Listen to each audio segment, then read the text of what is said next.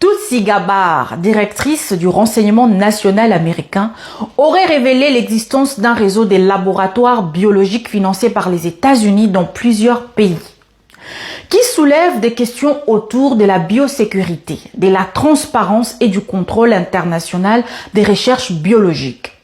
Ces laboratoires sont officiellement présentés comme des structures de recherche, de surveillance des maladies et de réponse aux épidémies. Toutefois, certaines accusations avancent qu'ils pourraient héberger ou manipuler des agents pathogènes dangereux comme anthrax, peste, Ebola, fièvre de Lassa, tuberculose, coronavirus, etc. Parfois en lien avec d'anciens programmes biologiques militaires.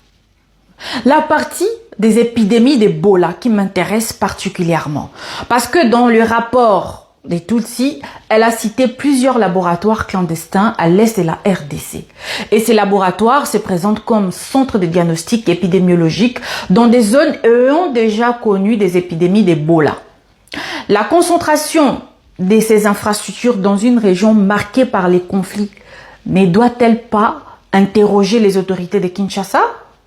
Certains y voient une nécessité opérationnelle tandis que d'autres soupçonnent une possible utilisation stratégique de la recherche biologique comme outil d'influence ou de contrôle. Et nous aussi, on peut s'interroger.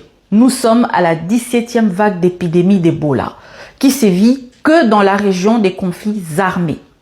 Ce n'est pas pour avoir un contrôle sur la population ou un contrôle sur la RDC.